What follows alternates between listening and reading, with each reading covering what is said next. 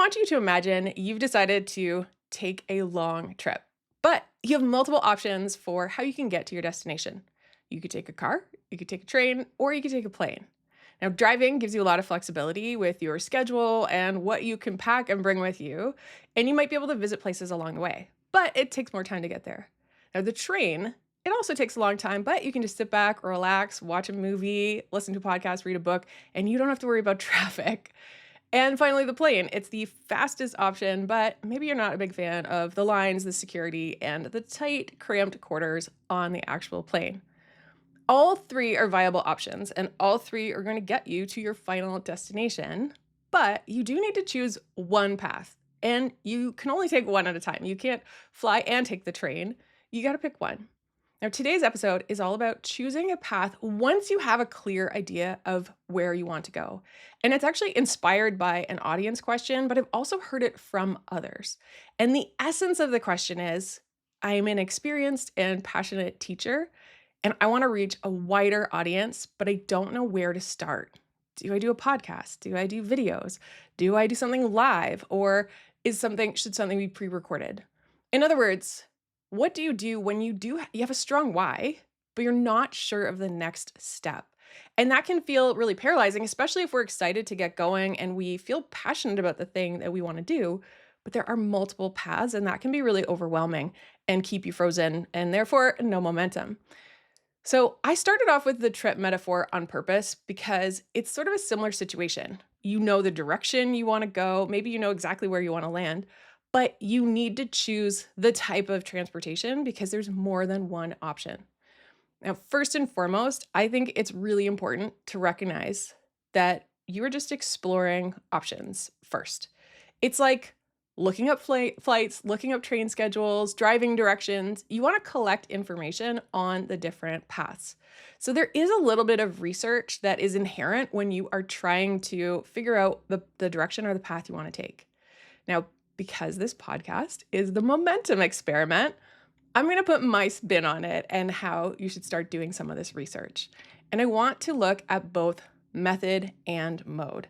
Now, when I talk about method and mode, this is where you are choosing something, what you actually do, what are the steps that you take, and what is a method that's effective, that's actually going to get you to your final destination or the place, at least the direction you want to go. Often this is something where we are going to look external. So when we're choosing a method, we are going to research, but we're going to look outside of ourselves and we're going to look for some external information about what are my options? What are the different possibilities I have? And when it comes to mode, this is about asking yourself questions. And so this is more where you are going to look internally and you're going to say to yourself, what works well for me? How do I naturally work? What are some of the things I need to consider? For example, I work well with external expectations, and I try to build that into my work. When we are doing this research, we're essentially asking the question for method of what works.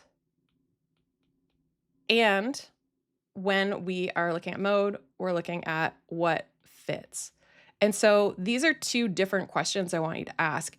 And for one, you look outside, what are my available options? And for the other, you're going to look inside.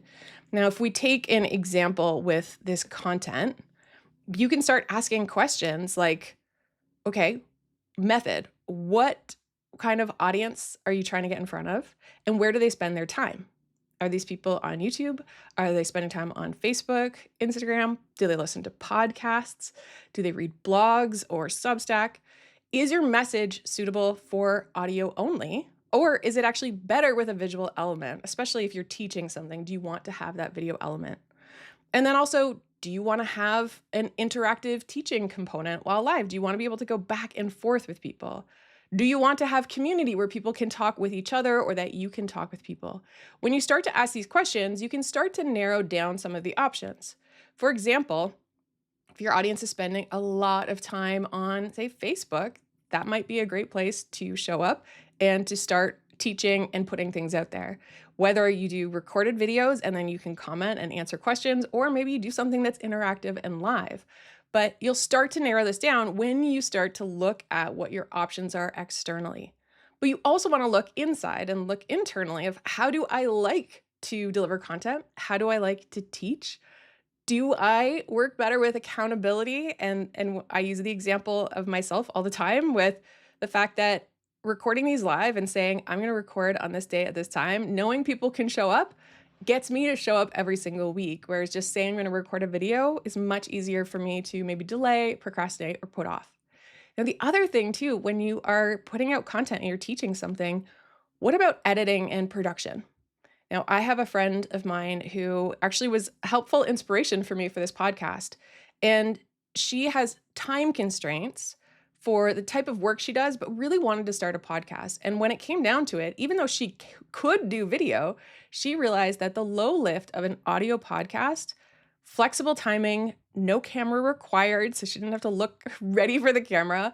It's a lower lift and it enabled her to just stay on schedule because she had way more flexibility and she could record them in any place as long as she had a good microphone. So that was something that really, really suited her mode. And it also worked for her audience. So she was taking into consideration, does my audience listen to podcasts? And then the other thing around what kind of thing appeals to you when you picture it, does it excite you or maybe does it fill you with dread? So you want to look externally and internally, and asking these questions gives you enough information so that you can start to choose a path. If we think about the travel example, you might be someone who really gravitates towards one type of travel over another, but maybe you have constraints. So you need to take both into consideration and pick the one that is sustainable. Because if you are going to be showing up over and over again to do the thing you care about doing, you're passionate about doing it, you need to look for that sustainability. And that is where I like method and mode together, when you've got something that's effective and repeatable, along with something that fits you and how you're wired. That is where you're going to want to keep showing up over and over again. You won't resist it. You won't get exhausted. Now, you have to pick one path. Just like you can't take a plane and a train at the same time, you do need to pick an option. And when it comes to publishing content, I've seen a lot of people stay stuck in that research phase. This is where I really recommend, if you're feeling stuck, feeling frozen, you have a bit of that analysis paralysis where you're not sure what to do. There are two principles I really like to use in this time frame, or when you feel yourself in this situation. One is the commitment principle, and the other is the good enough principle. Let's start with the commitment principle. And this is the idea that you're just dating. You're not getting married. You're just trying out an option to see if you like it. This is not a lifelong commitment. This is not you saying vows in front of an audience. Just go on a date, go on a few dates and see if this is something that works for you. And that's testing both the method, is this working, and also testing the mode. Does it suit you and how you work? The other one is the good enough principle, and that's getting into action as soon as you are good enough to get going. It's recognizing you will never be fully ready because that's impossible. You can't just be immediately good at something. So every time I pack for a trip, I always wish I had more time. And every time I leave the house, especially if I have to catch a plane or a train, I always feel a little bit nervous. But I have to remember, do I have my passport? Do I have my wallet? And if I really did forget to pack something, I can figure it out when I'm on the way. I can figure it out when I'm there. It's going to be okay. We just need to start when we've got enough time. Now, if you have a strong why, something you're passionate about doing, a pursuit that you really want to do, but you are really not sure where to start, what the next step is, look externally and look at your options. Also, look internally at what do you know about yourself? What are you good at sticking to? And try that out. Pick a path, and you need to give yourself some time. So there are actually three different ways that I want you to give yourself time. First, pick a time limit to decide a path. Maybe you give yourself 1 week.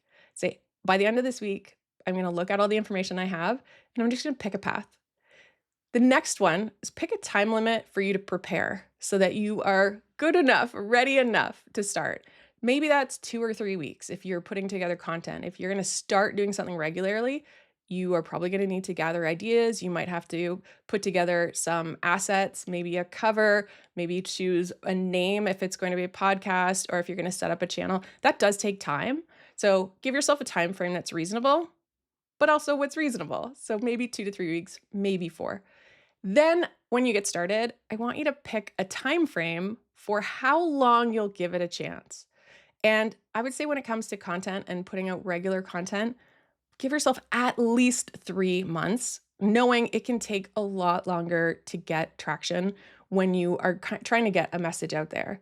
Luckily, when you have a really strong why, and then you have a method that's effective, and you have a mode that suits how you're wired and how you work, you can keep showing up in a way that's sustainable, consistent, and aligned. It's a way that you can find your momentum.